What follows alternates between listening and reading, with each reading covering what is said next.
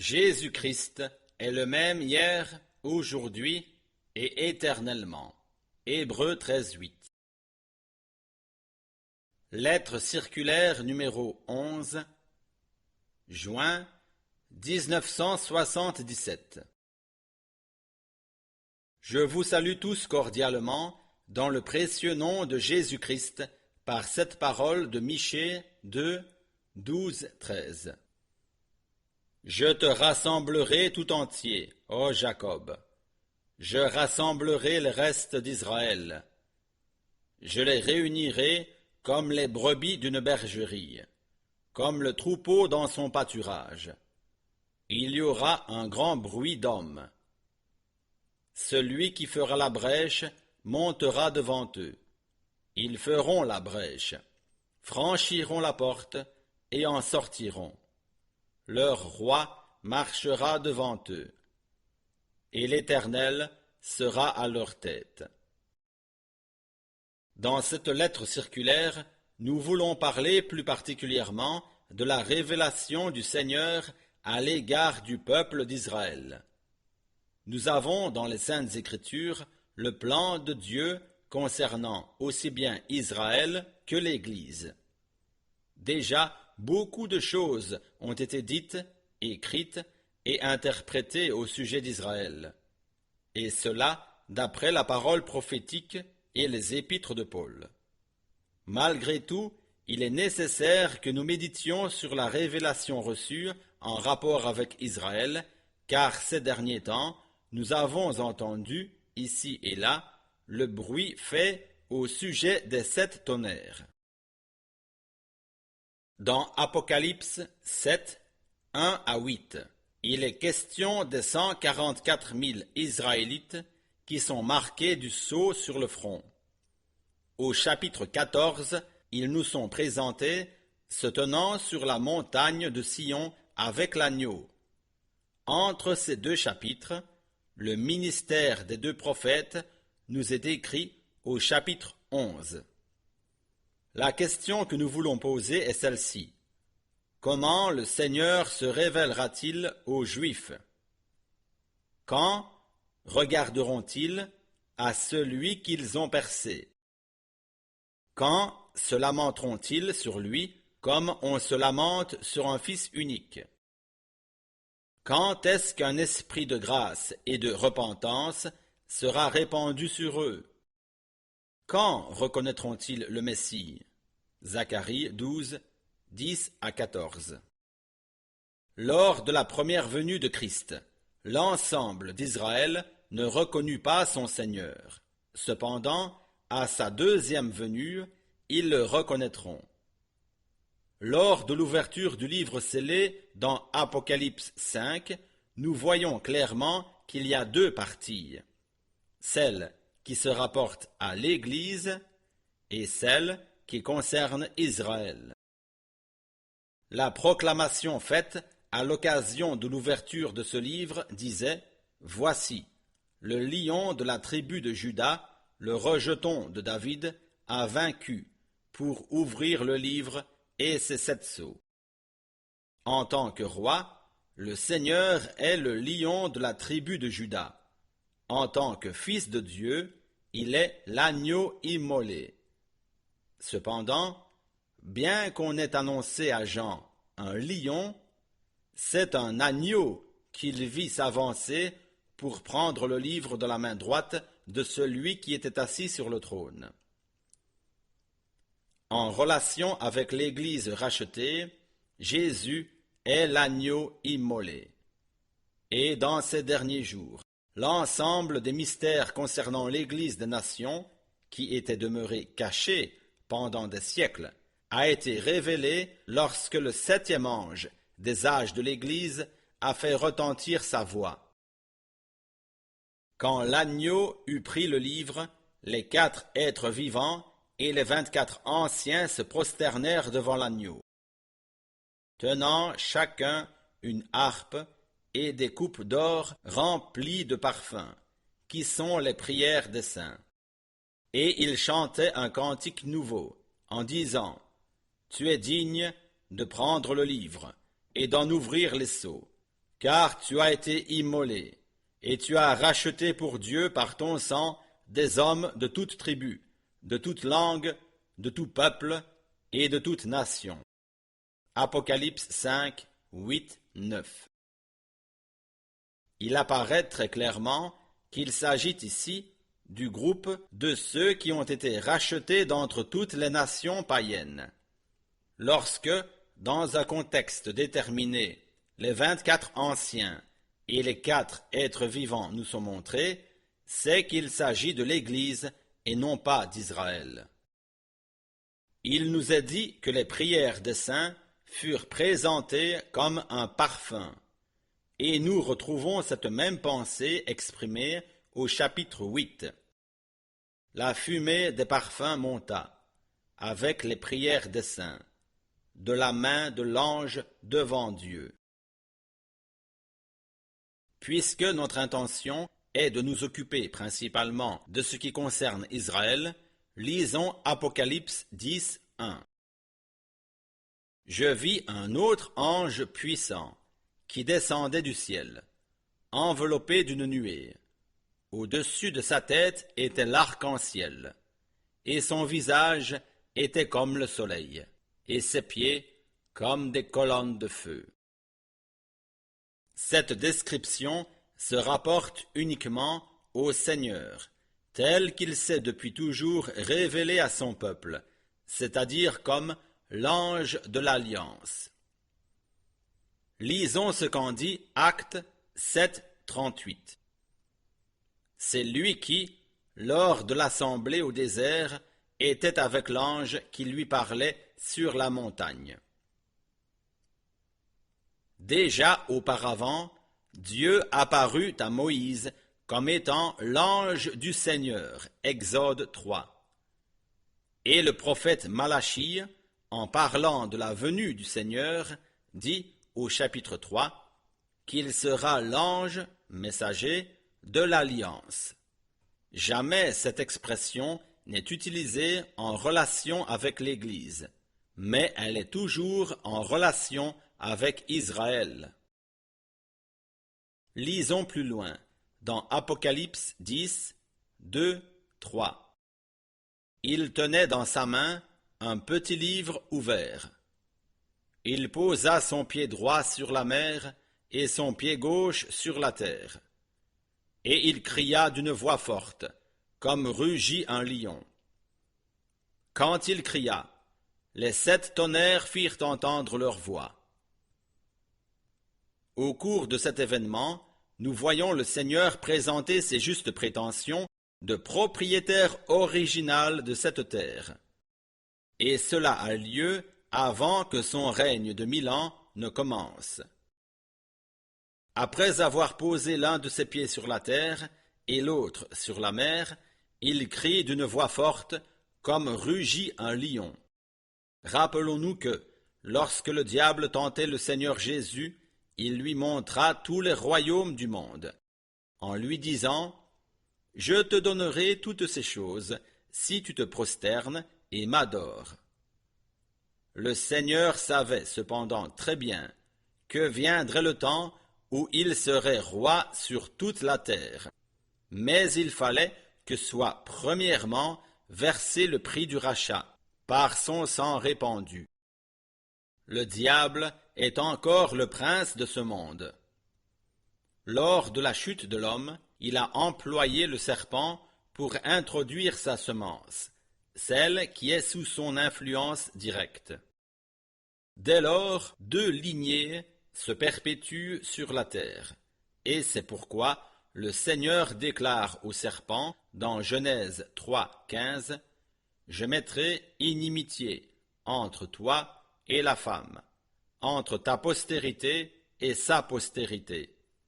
Celle-ci t'écrasera la tête, et tu lui blesseras le talon. » Par la séduction d'Ève, Satan entraîna l'humanité entière dans la mort et la corruption.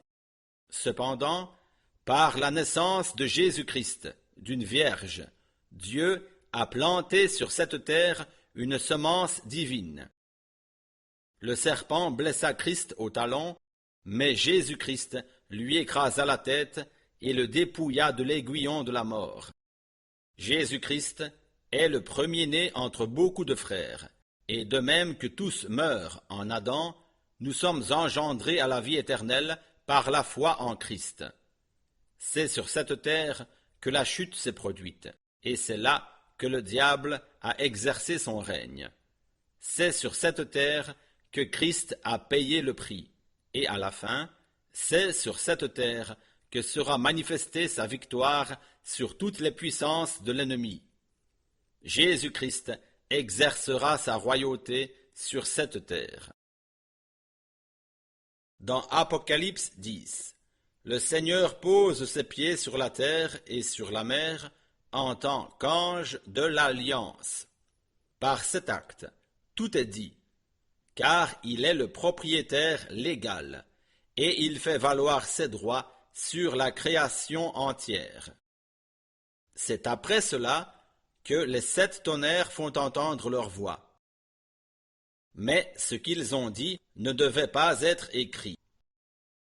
Il y a ceci de remarquable dans Apocalypse 10, c'est que le Seigneur apparaît tout seul.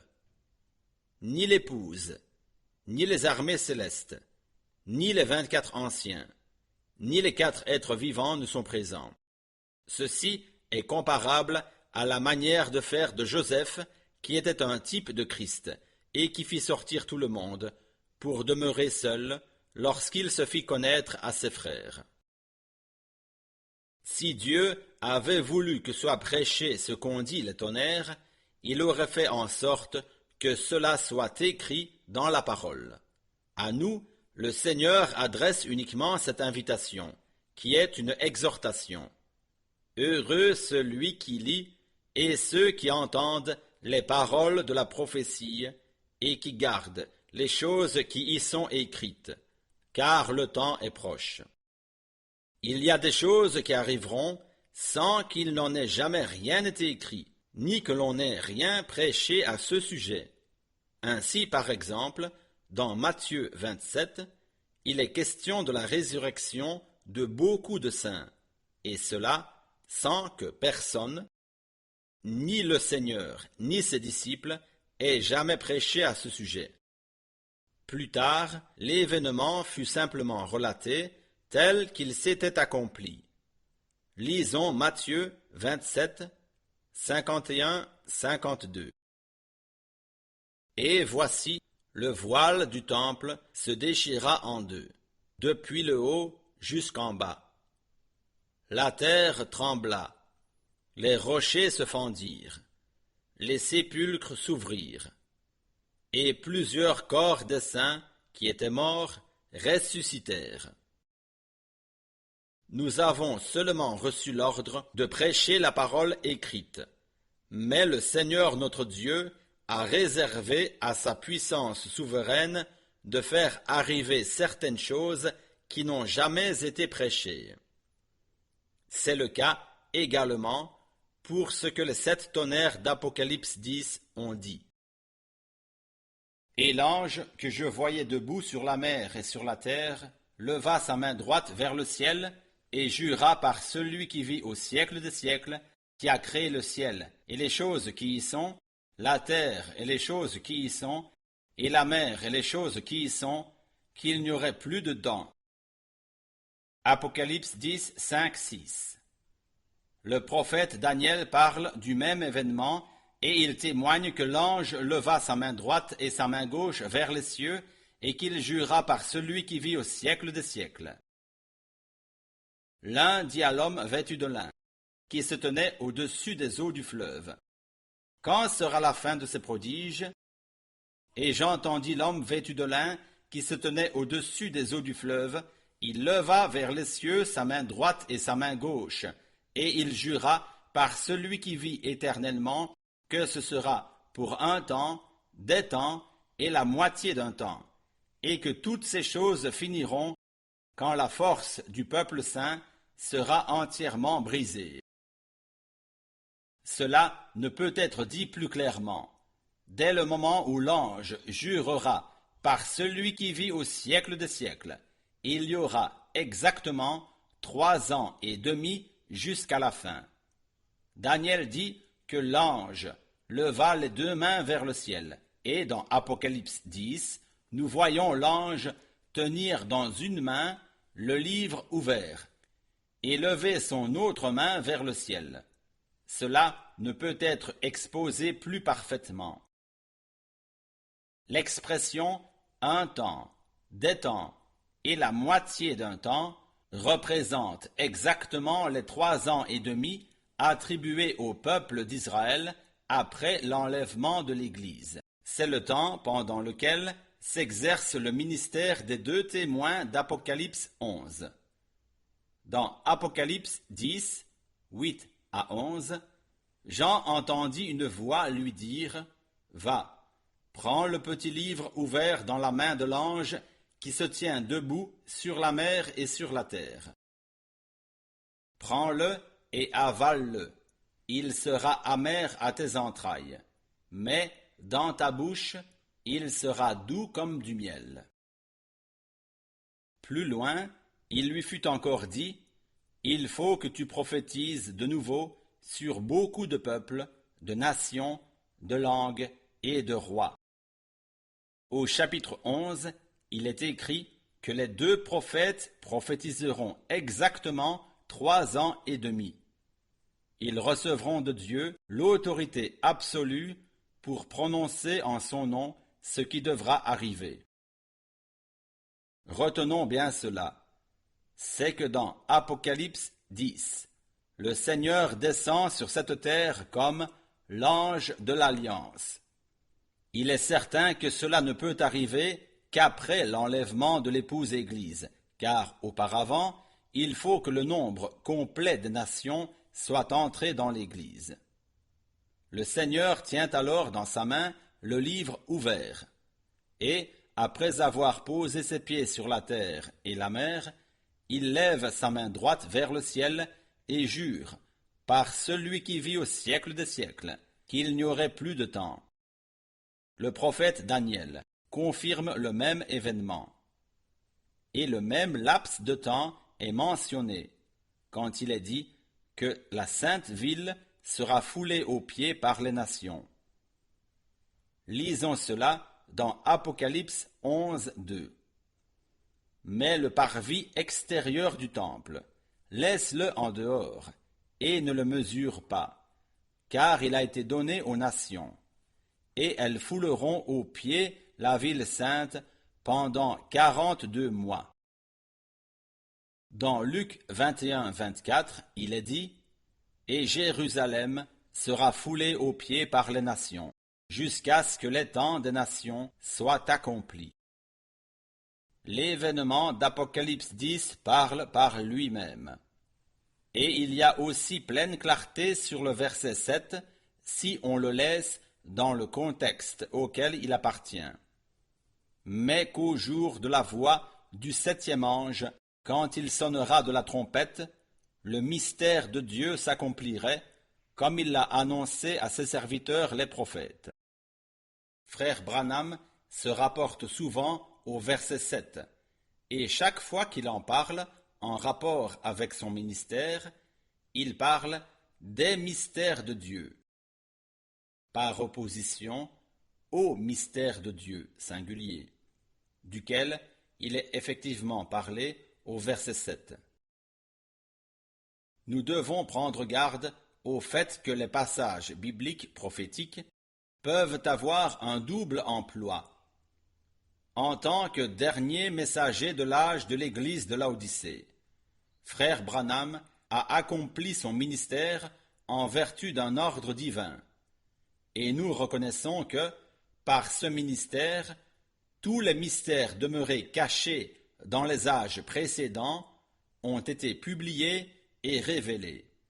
Mais, lorsqu'il s'agit d'Israël, il n'est pas question de beaucoup de mystères, mais bien du mystère de Dieu. Et ce mystère, c'est Christ. Ils s'étaient heurtés à Christ, et maintenant, ils doivent se tourner à nouveau vers lui. Ils l'avaient rejeté, et ils doivent le reconnaître à nouveau. Pour eux, le Messie, doit être le Seigneur lui-même se révélant à eux dans la chair. Et c'est exactement ainsi qu'il se fera connaître à eux. Ce n'est pas comme un enfant emmailloté et couché dans une crèche qu'il se fera connaître à eux, mais comme le lion de la tribu de Juda, comme le Seigneur des seigneurs et le roi des rois. Quand il ouvrit le 7e sceau, il y eut, dans le ciel, un silence d'environ une demi-heure. Et je vis les 7 anges qui se tiennent devant Dieu, et 7 trompettes leur furent données. Apocalypse 8, 1, 2. Il est remarquable qu'avec l'ouverture du 7e sceau, les 7 anges qui se tenaient devant le trône et qui avaient jusque-là rassemblé les prières des saints reçoivent la charge de sonner des trompettes. Et l'ange prit l'encensoir, le remplit du feu de l'autel et le jeta sur la terre. Et il y eut des voix, des tonnerres, des éclairs et un tremblement de terre. Apocalypse 8.5. C'est à ce moment que le trône de grâce se change en trône de jugement. Les prières des saints, dans leur ensemble, sont alors parvenues devant Dieu. L'épouse est auprès du Seigneur, et les 7 anges qui se tiennent devant le trône de Dieu se préparent à faire retentir les 7 trompettes. Au chapitre 8, nous voyons les 4 premiers anges faire retentir leurs trompettes. Au verset 7, le premier sonna de la trompette. Verset 8, le second ange sonna de la trompette. Verset 10, le troisième ange sonna de la trompette. Verset 12, le quatrième ange sonna de la trompette. Au chapitre 9, 2 autres anges nous sont présentés en train de sonner de la trompette. Verset 1, le 5e ange sonna de la trompette. Verset 13, le 6e ange sonna de la trompette. Avec cela, nous avons 6 anges qui ont fait retentir leur trompette. Voici la question que nous posons. Quand sera-ce que le 7e ange sonnera? Dans quel contexte cela se fera-t-il? Car sa charge est de publier le commencement du millénium. Après le chapitre 9, il y a l'histoire intermédiaire d'Apocalypse 10, et ce n'est qu'au chapitre 11 que le 7e ange fait retentir sa trompette. Dans Apocalypse 10, 7, il nous est déclaré que le 7e ange doit encore sonner de la trompette, car selon les chapitres 8 et 9, 6 anges ont déjà fait retentir leur trompette. Cependant, les trompettes ne peuvent retentir qu'après que soit terminé le ministère des 2 prophètes et que le scellement des 144 000 ait eu lieu, car déjà dans le temps du jugement de la première trompette, le tiers de la terre, des arbres et de l'herbe verte est brûlé. Nous lisons cela dans Apocalypse 7, 3. Ne faites point de mal à la terre, ni à la mer, ni aux arbres, jusqu'à ce que nous ayons marqué du sceau le front des serviteurs de notre Dieu. Ainsi, la trompette, annoncée en Apocalypse 10, 7, retentit au chapitre 11, verset 15. Le 7e ange sonna de la trompette, et il y eut dans le ciel de fortes voix qui disaient « Le royaume du monde est remis à notre Seigneur et à son Christ, et il régnera au siècle des siècles. » Nous devons faire une nette différence entre l'ange des âges de l'Église et l'ange des trompettes du jugement. La tâche du 7e ange de l'âge de l'Église de Laodicée était d'appeler l'épouse à sortir de la confusion pour se préparer à l'enlèvement. Par le message de la parole révélée, conformément aux promesses concernant ce temps, les élus sont préparés pour la seconde venue de Christ. voici l'époux, allez à sa rencontre. C'est la raison et le but du message du temps de la fin. Mais lorsque le septième ange sonnera de la trompette, selon Apocalypse 11, 15, ce sera pour publier le commencement du règne de 1000 ans. Nous voyons donc combien il est important qu'un passage prophétique soit présenté sous la direction du Saint-Esprit dans son véritable contexte. Actuellement, dans le temps de l'épouse, il s'agit de plusieurs mystères, de tous les mystères qui ont été révélés en ce temps. Mais pour les Juifs, il s'agit d'un seul mystère, c'est-à-dire du mystère de Dieu qui arrive à sa fin. La parole de Dieu parle pour elle-même. Chaque interprétation de la parole prophétique, faite selon la propre volonté de l'homme, déclenche une fausse alerte, ce qui provoque toujours la déception de ceux qui s'y sont confiés. Mais personne ne peut annuler des faits bibliques et une démonstration conforme aux Écritures. C'est pourquoi il ne peut y avoir de place ici pour la spéculation. Que le Seigneur vous bénisse tous. Agissant de la part du Seigneur, Frère Franck.